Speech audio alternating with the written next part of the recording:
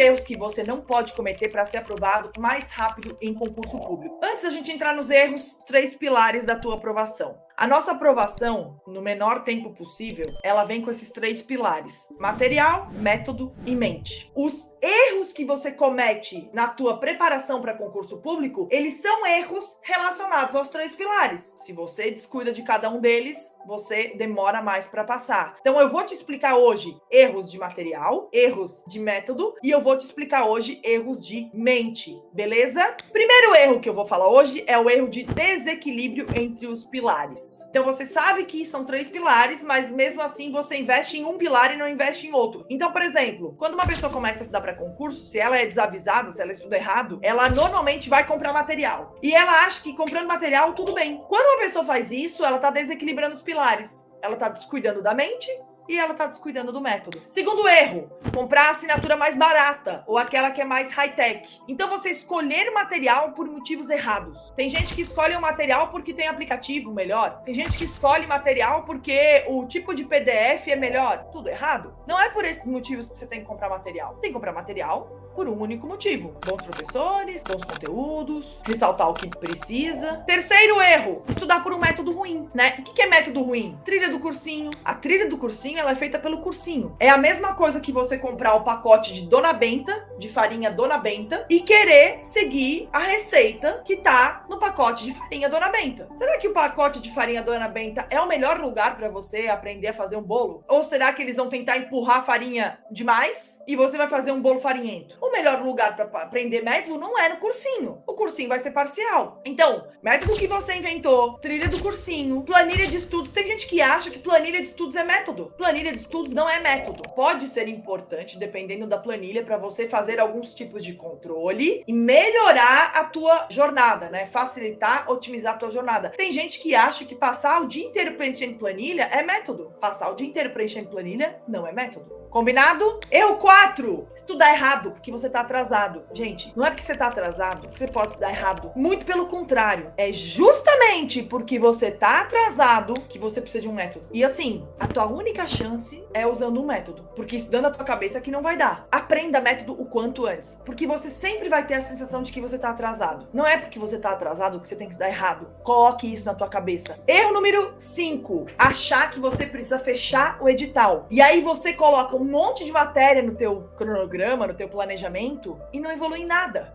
Não consegue revisar nada. Coloca uma coisa na tua cabeça. Matéria é que nem filho. Se você encher a tua casa de filho tudo ao mesmo tempo, você não vai conseguir criar com eles um vínculo, entende? Então, filho, a gente vai tendo, tem um, se identifica, cria, aí ele vai crescendo, vai ficando dependente, a gente tem outro. Claro que esse é o mundo ideal. É óbvio que a gente não vai transpor exatamente assim pro concurso. Mas esse é o raciocínio. Você começa o teu planejamento com poucas matérias, de modo que você tenha um contato íntimo com cada uma delas, de modo que você vai se apegando a elas e vai tendo controle sobre elas. E aí, conforme o tempo for passando, você vai reduzindo a carga horária delas e vai acrescentando outras, até que você estude boa parte daquelas matérias que estão no edital. Todas, nem sempre. Vamos pro próximo erro. Erro 6. Fazer resumos no primeiro contato com a matéria. Essa é uma grande cagada de quem tá começando. Eu já te expliquei que a gente tem o lobo frontal e a gente tem o lobo temporal. O lobo frontal é onde a gente aprende. Então nós temos a capacidade de ficar focados, olhar, entender, ficar focado. Só que essa memória aqui, essa parte do cérebro aqui, ela não lembra das coisas no futuro. E ela é meio deslumbrada. Essa parte do cérebro aqui, ela acha tudo importante. Ela não sabe filtrar o que importa, o que não importa. Ela acha tudo importante, porque ela tá começando do zero. Ela tá aprendendo as coisas do zero. Então, se você faz resumo no primeiro contato com a matéria, o que acontece? Você usa só essa parte aqui para fazer o resumo. E aí, essa parte aqui vai mandar você botar no resumo tudo. Tudo que você viu ali, você vai querer colocar no resumo. E aí o resumo fica longo, você demora um tempão para fazer, ele fica gigantesco. Depois você não consegue mais usar esse resumo como material de revisão. Então, fazer resumo no primeiro contato com a matéria é uma das grandes cagadas que afastam você da aprovação na metade do tempo. Erro 7.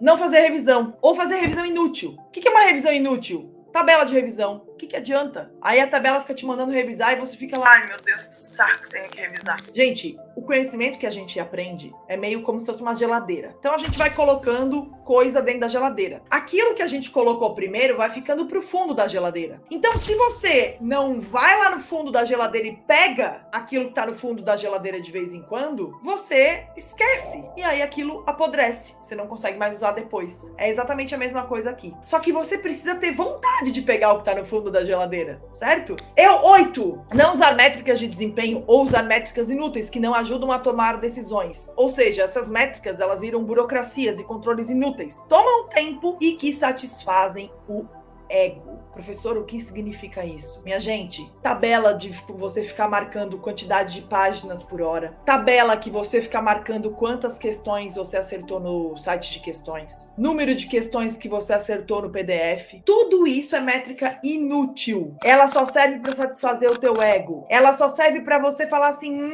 eu já fiz 4.000 questões lá no site de questões. É só para isso que serve esse tipo de métrica. Mais nada. Tanto é que tem um monte de gente que fala o tempo todo disso e não passa. A pessoa estuda há 4, 5 anos e não passa. Porque ela fica só falando disso. Métrica inútil. Pensa o seguinte, é muito simples de entender. O concurso vai cobrar de você uma prova. Qual é a métrica de desempenho que vai dizer se você está se aproximando da aprovação ou não? São provas anteriores que você faz na tua casa como um simulado. Pare imediatamente de usar métricas inúteis. Erro 9. Não treinar provas anteriores como simulado.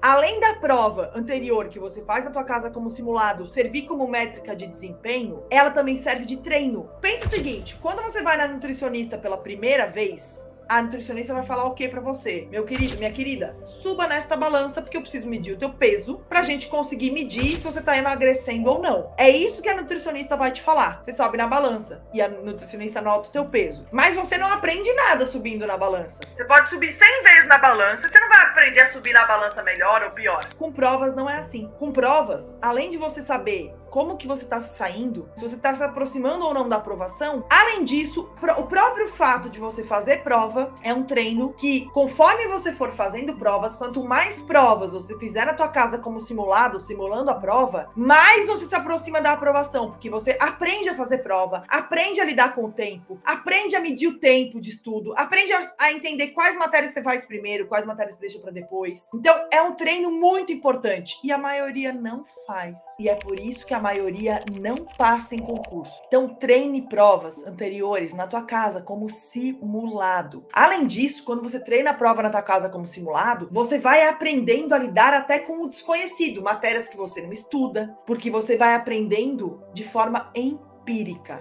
Erro 10. Achar que existe matéria finalizada. Sabe quando você acha que, terminei essa matéria, agora eu vou substituir por outra? É aí que você se engana. Você nunca pode substituir matéria. É que nem filho. Não falei que matéria era que nem filho? Então, matéria é que nem filho. Ó, eu tenho a minha filha Maria. Se eu tiver um próximo filho, eu vou substituir a Maria por outro? Vou pegar a Maria, ó, beijo, falou.